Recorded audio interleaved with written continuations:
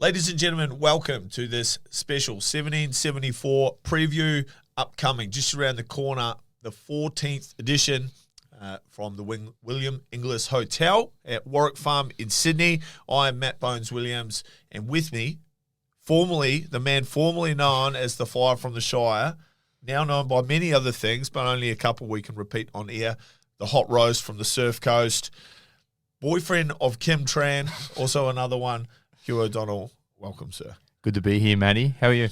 I'm wonderful. Thank you very much. Some big changes before we get into the car, some big changes for you recently. You now find yourself on the surf coast of Victoria.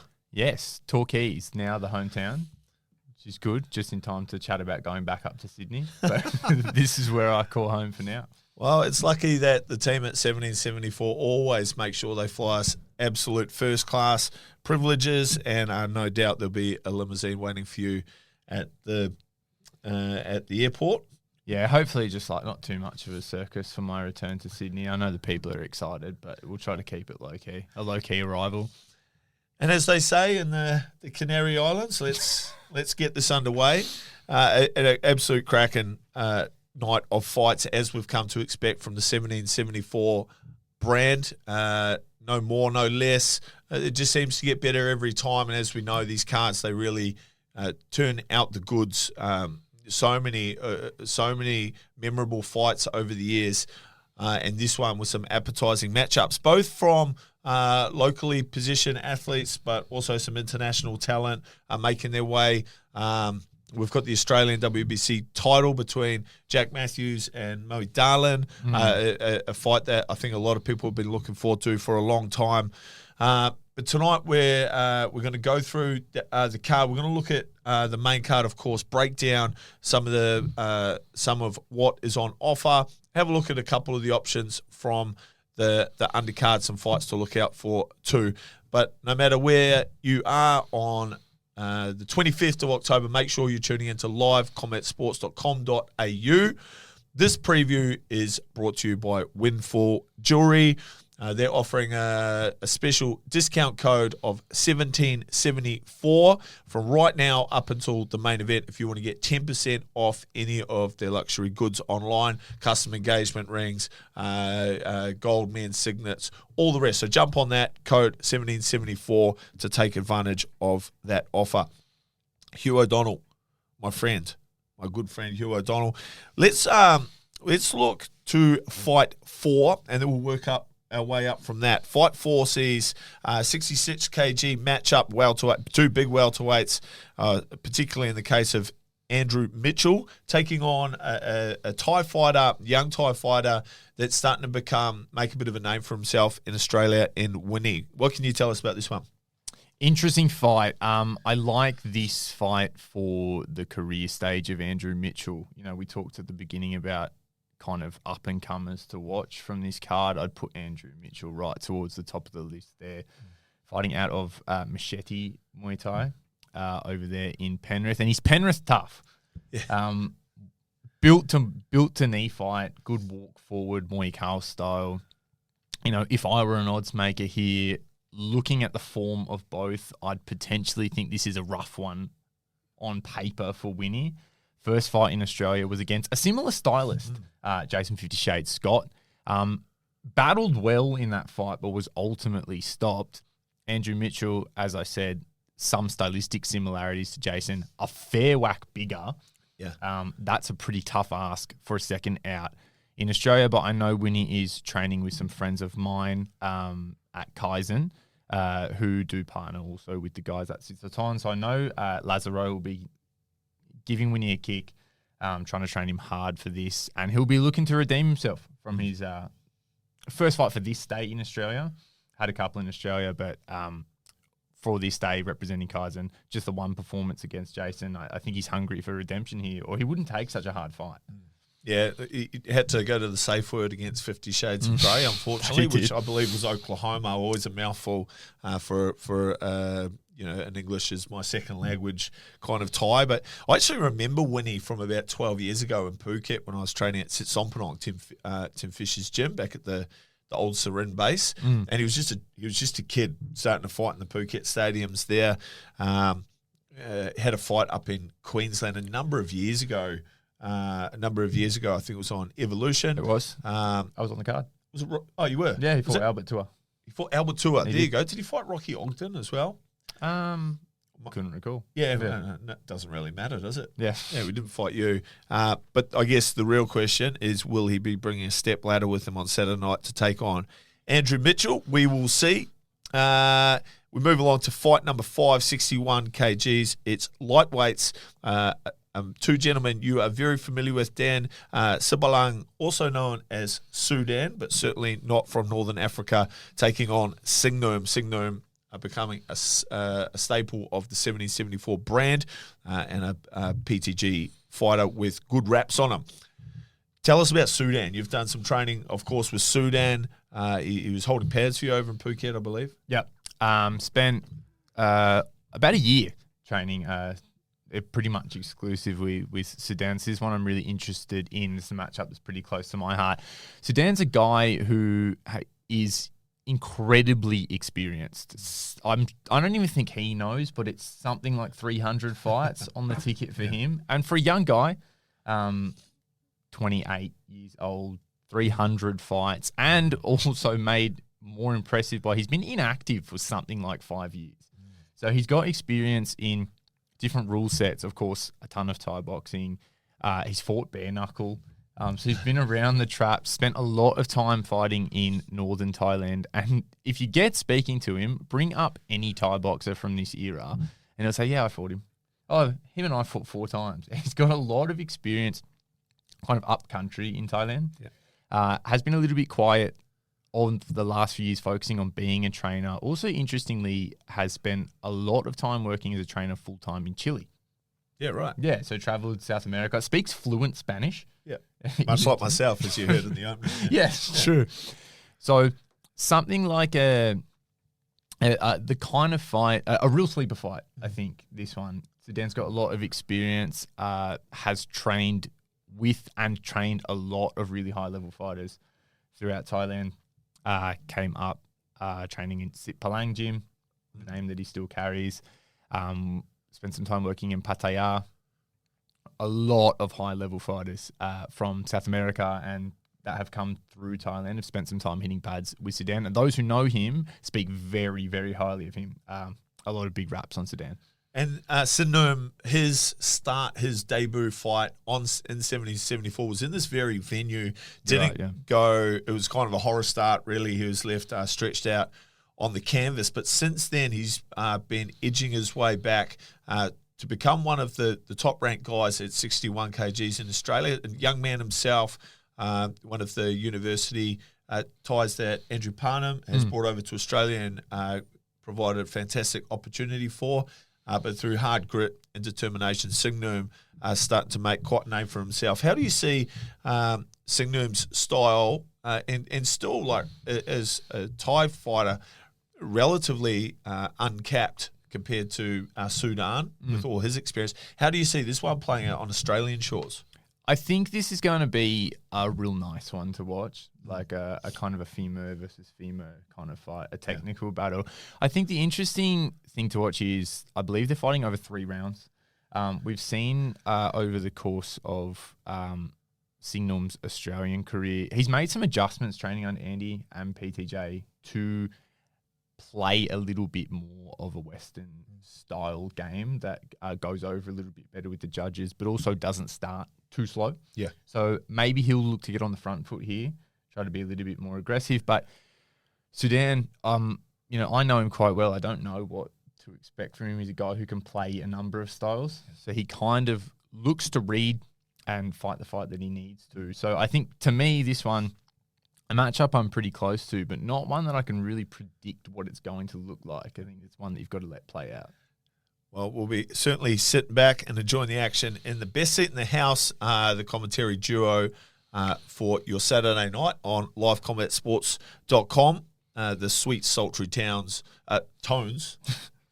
Better brush that up before Saturday. Yeah, a bit of out of practice of Hugh O'Donnell and Matt Bones Williams. Moving along to the main card, when you see the name Nathan Jones Jr., you know that you are in for one hell of a fight. He's been the recipient of many Fight of the Night accolades over his journey, particularly at 1774, taking on a former Omnoy Stadium champion and a really tricky customer in Sakmon Cole. Sakmon Cole, when he came to Australia, he was out with Jordan Fielding at Strongheart, and now fighting out of his new stable.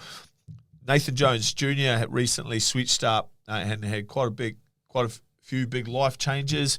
Of course, started his own gym now, which looks like a beautiful place to train. And congratulations to him and his family on that. And it's a bit of a change up when you switch from just being a fighter to wearing several different hats throughout the week. It is a little bit difficult, but we do see a lot of fighters really mature through that process as they're forced to teach the basics on and off again, and maybe provide themselves a bit of much needed rest outside of their training. We see guys turn over a new leaf. So Nathan Jones Jr. versus Sakmon Cole, an intriguing way to jerk the curtain on our main card. Yeah, interesting fight. As you say, Nathan Jones Jr. now playing the role of trainer, also a new dad. Yeah. So brings in potentially like some new motivations into this one. He's a guy that just one of those guys, not afraid of a challenge, never steps back. And over the course of his career, has really fought them all. Been in there with some really big names, fought the likes of Josh King, Josh McCulloch also been in there with both of them. And there have been times when I've watched Nathan fight as a fan of his where I just think he's got all the potential in the world and has looked poised to break out a number of times. But I think could be time just to step back and give yourself a break. Like a very busy schedule, fighting at an elite level. Was in there with Wanchalerm not long ago. Just a pretty crazy ledger of opponents. I think to go away, take some time, focus on building the gym, now play the role of the trainer. These can be really pivotal perspective shifts in helping someone kind of reach another level. And I'm really interested to see what he brings to the table here against Sakmon Cole. Yeah. Anytime Nathan Jones Jr. Is in a fight, you can expect him to be in a fight. Yep. Absolutely. He's never turned down a challenge. One of my personal favourites in Australia to watch as well. Sakmon Cole, originally from Phuket too, so probably a former stablemate of Winnie, another one of Tim Fisher's ties over the years. I actually had him in my corner once in Phuket many years ago, about 10 years ago. A real character, bit of a jokester, very tricky, will fight with his hands down. The first time I saw him fight in Australia was on Rebellion. I think he ended up dislocating his shoulder. I think that's how it went out. Might have been against Alexi. Alexi, that's right. But he did fight on Rebellion once before that and actually had a very strong performance against Ramesh Habib. Oh, that's right. Went to a draw ultimately, but I believe knocked him down in the second round with a high kick. So got some tricks. Yeah, so it would be two very different styles. Nathan Jones Jr. will be pushing forward. Sakmon Cole will be hanging out on the ropes. You betcha it's going to be an interesting fight, that one. And we move through the card. Another Australia versus Australian position tie is our fight for fight number 7. Kywheat Jones, after a really strong run of form, both here and overseas, has really come into his own since moving over to Sitsunthorn. I feel has found his styles, really developing his IQ. Yep. Taking on Pet Sitmonchai, who comes from excellent stock and certainly has the ability, but over the years, it's been my critique and the critique of others that might not be putting in the work behind the scenes to help him compete with high-level guys like Kywheat Jones. This is our fight number 7, an intriguing matchup. As you say, Kai, I think since making the move to Sitsunthorn, has very much started to mature his style. He's tested his mettle, as you say, went overseas, competed in the WBC World Games. Really good chance to see a bunch of different styles. And if you're working on some technical development, it's a good way to just kind of pressure test them. You don't know what you're going to get in these tournaments. Also, starting to take on the bigger names on the professional scene. We've seen him on Rebellion a couple of times, and we're starting to see him, I think, make some technical changes a lot of people have kind of been calling for. And maybe in the past didn't have the resources to really develop, working his frame, that walk forward clinching style, making things very uncomfortable for opponents. Got an excellent teep, as he should. He's 19 feet tall.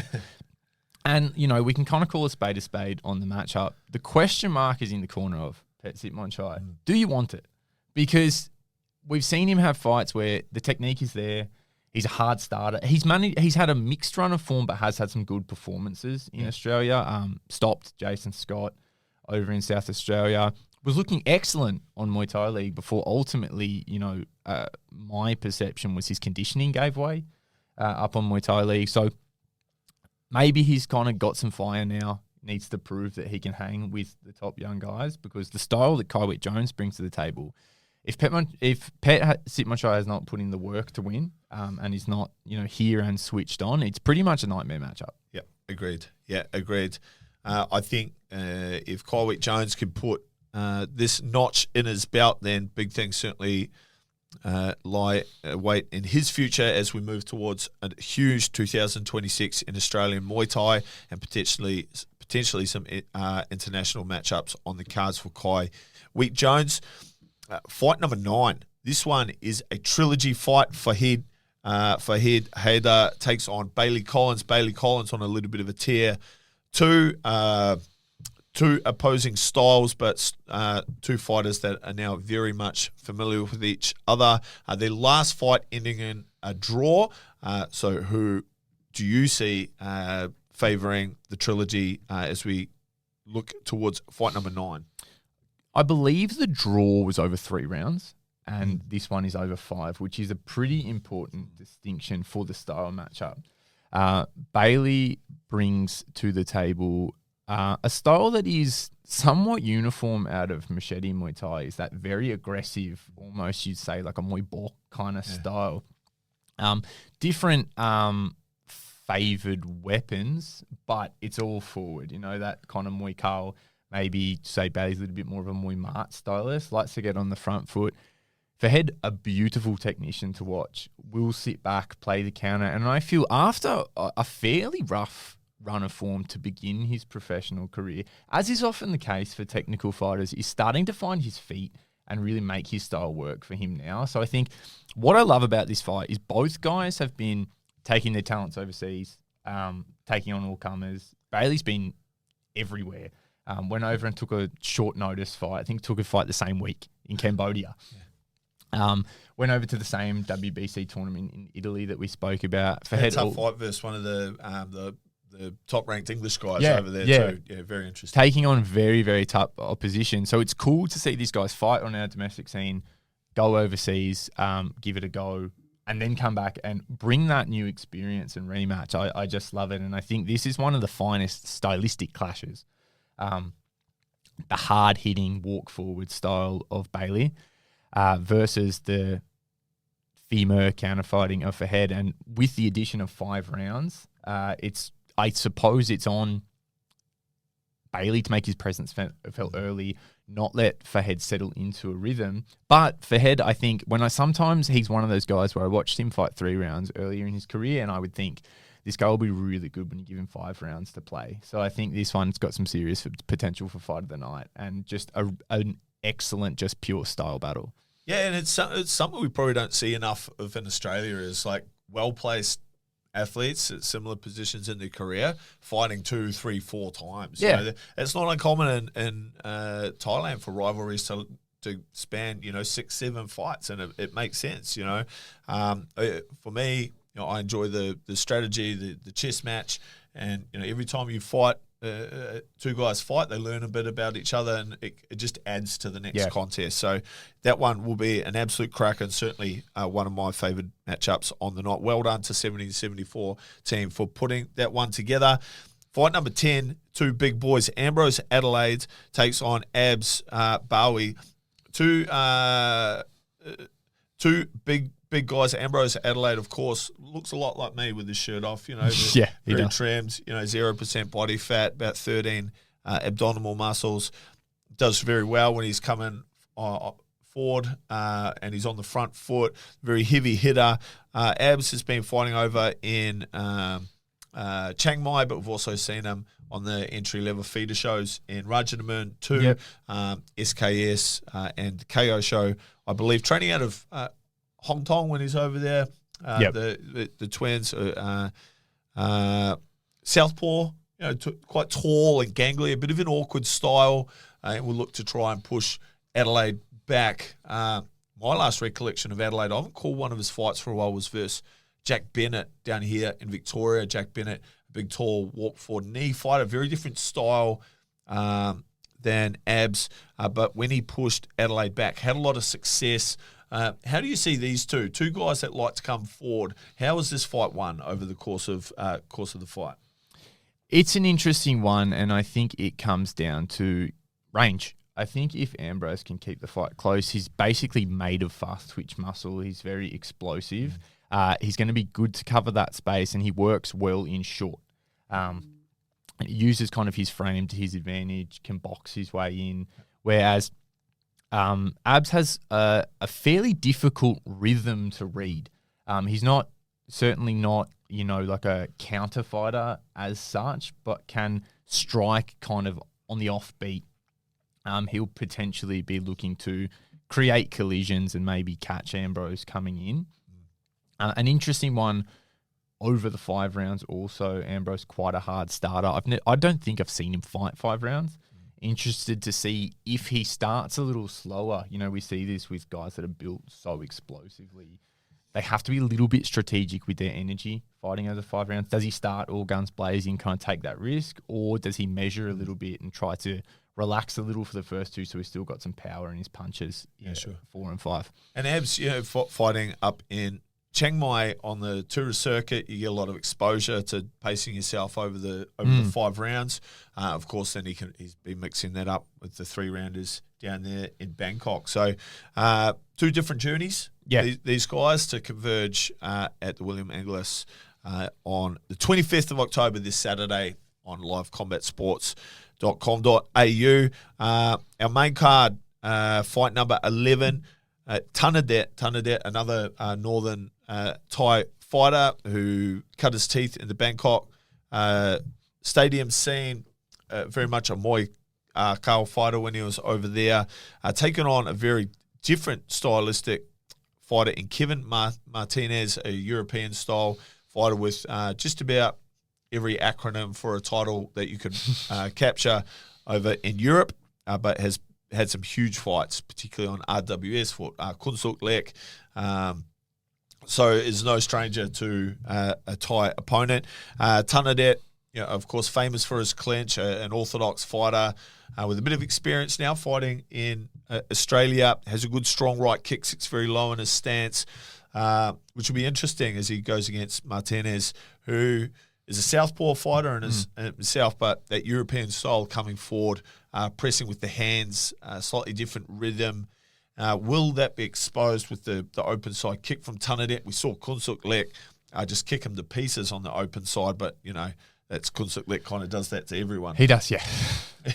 So, yeah, another mixed match of styles, which always makes for an intriguing stylistic matchup. Yeah, I'm really looking forward to this one because when the matchup was first announced, there was a sentiment of kind of like a level difference. Thanadet, especially among the Australian-based Thais, is very, very highly regarded. And I was speaking to, some Thai trainers that have worked with Kevin in Thailand, and they are, it's almost like if the fight was in Thailand and there was gambling, he'd be the hot pick. Yeah. They say, don't write off Kevin in this fight. And it's an important call to make because Thanadet, of course, very, very highly regarded stadium fighter now, building some experience fighting in Australia. But Kevin is not, he is very familiar with fighting at that level with current in-prime Thais. Whether or not he's had mixed form on the 5-round shows in Thailand, but fights in kind of like, New Power Group on the Tuesday at Rajasthan. There are not a lot of foreigners on that scene right now. So if you're going to call in a Western fighter to take on a guy like Thanadet, I think Kevin's one of your best picks. And as you say, it's quite an interesting style mix to see. I would guess that Tanadet's going to look to do, as little as possible. Step back and just fire the kick off because he doesn't want to exchange with Kevin, who's very aggressive, quite wild in exchanges. But what I'm really interested in here is what I loved about Thanadet when he was on the stadium scene was his clinch. Yeah. And I haven't really seen anyone put him in a position where he even has to use it in Australia. He can just sit behind that kick and play the counter. Kevin will be relentless from the first bell in this fight, and I'm interested to see if they do tie up. If we can see some clinch work in this fight, because, like I said, Kevin, relentless style. It's going to be all pressure from the first bell. Likes to use his hands. And, he will not he won't worry about taking a kick to get in close and sort of do his work. So I'm interested to see, can we see Kevin push Tanadet to use his gear 3, 4, and 5? Or can Tanadet just sit and play it in second gear? Yeah, very interesting. The range is going to be the key for Martinez at long range, open stance. Is the right kick to worry about from Tanadet. Yeah. In close, will Tanadet lock him up? And he, no doubt, once you're in that lock, you're going to start experiencing some issues. So an intriguing fight, an international matchup brought to you again by 1774. We've brought us so many interesting ones over the years. Sometimes they pop up and you go, yeah, that's one I didn't see coming. This is certainly what I didn't see coming, but makes a lot of sense. The next one, another international matchup. It's the former Channel 7 Stadium and former Omnoy Stadium champion in Wanchalearn taking on Lucas McAdams, a name not many will be familiar with. He's a Kiwi who's also got a lot of experience fighting in Thailand. Hasn't had a lot of ring time in Australia, interestingly enough, but has some big raps on him. Wanchalearn versus Lucas McAdams. What do you make of this one, Hugh?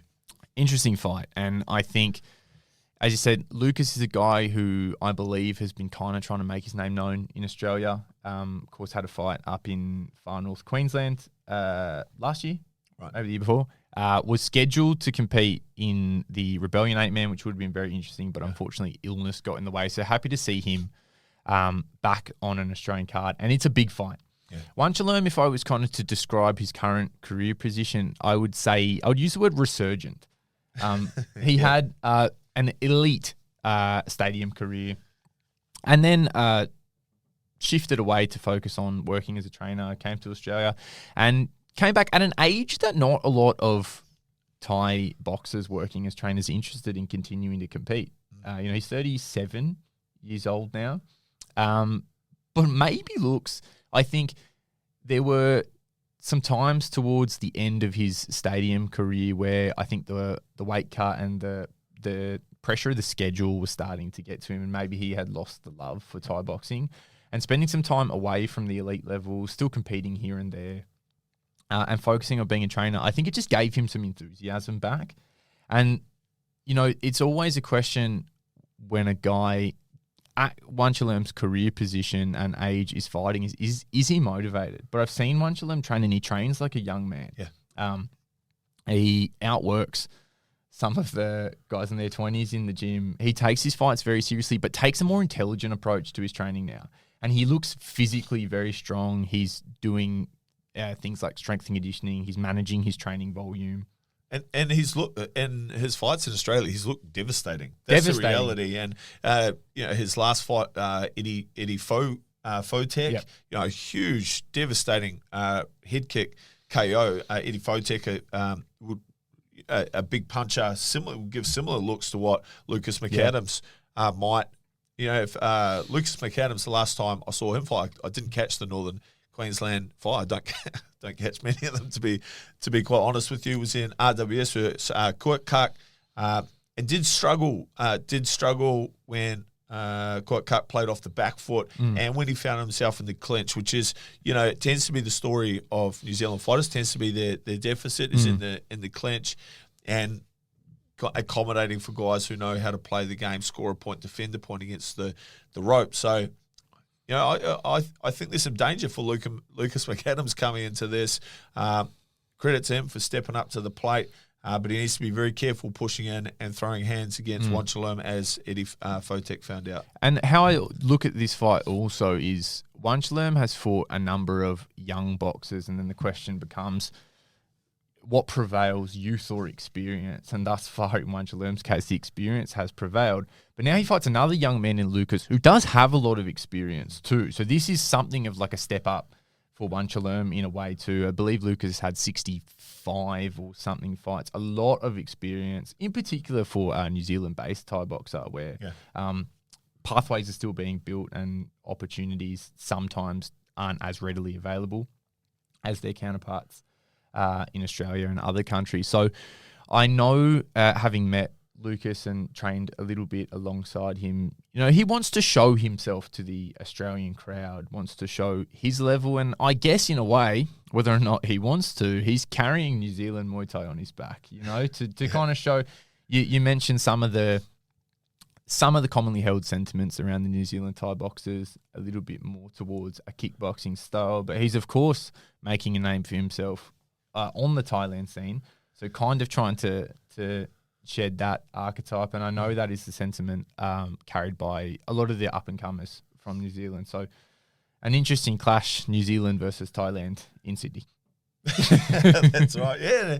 And probably another little talking point there is just the current surge of New Zealand fighters starting to get a chance overseas. There's been more and more of them kind of burst onto the scene. A lot more fighting over in Bangkok now on the larger promotion. So it's good to see the world's becoming a much smaller place when it comes to Thai boxing.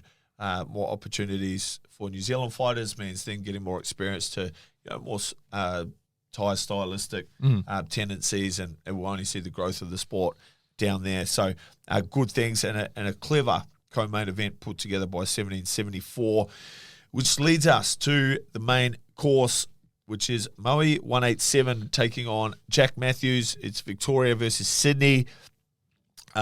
It's youth versus experience.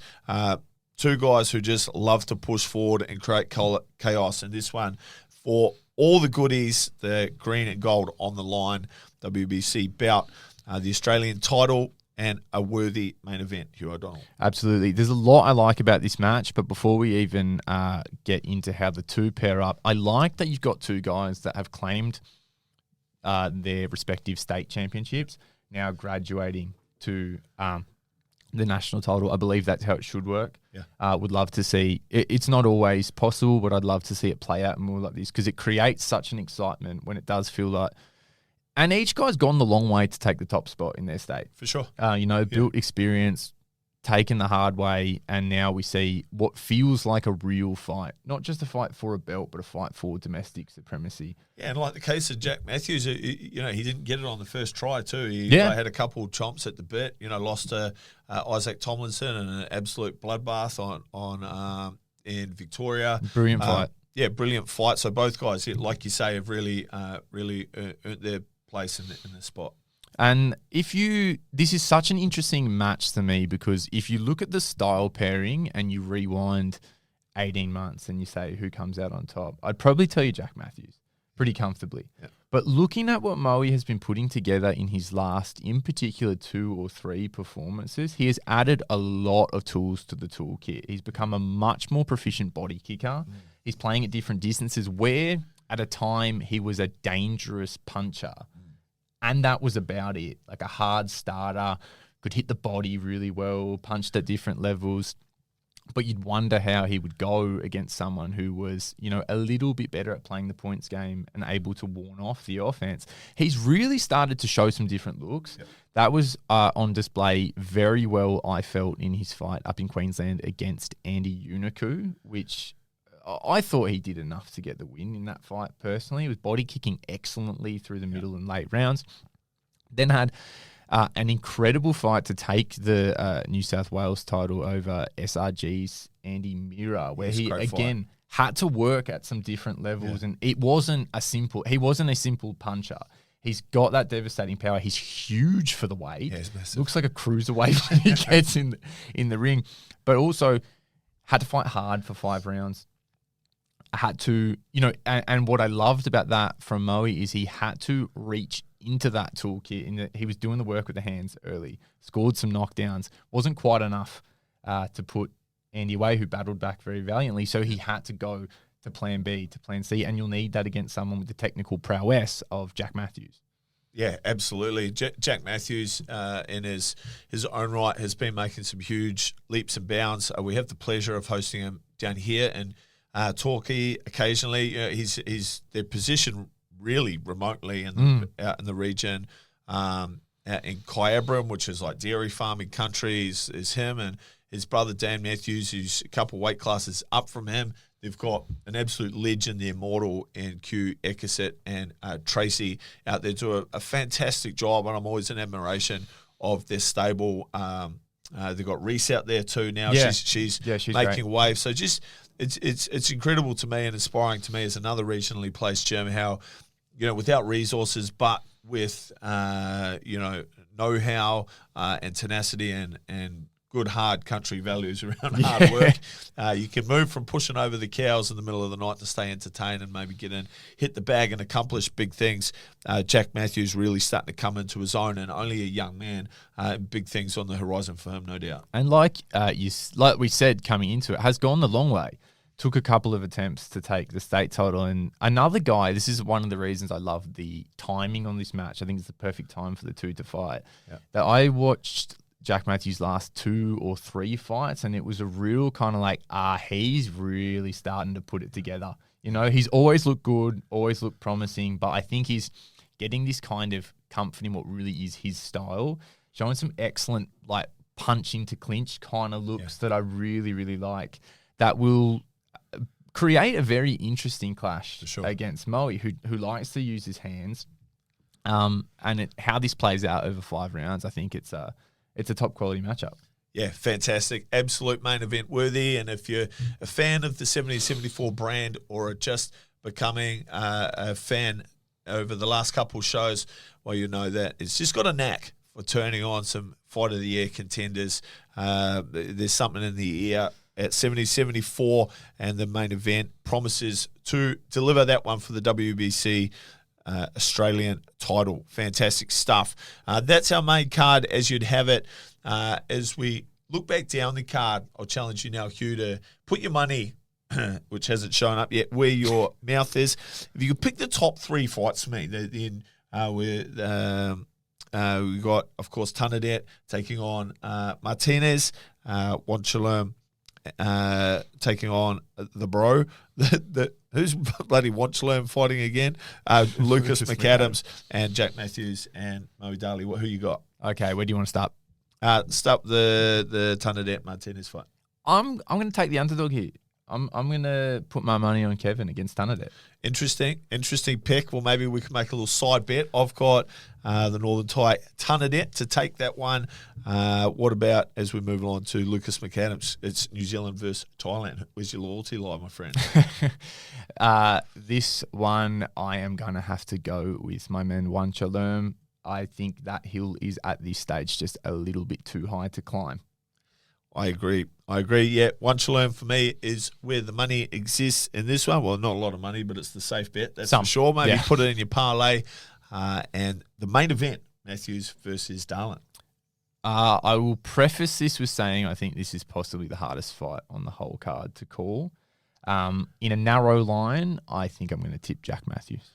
I'm going with my Victorian there, Jack Matthews. But of course, blood will be spilt, and it won't be mine or yours. Well, knowing your propensity to get cut in a fight, even if you're not involved in it, I'll probably get a nosebleed on commentary.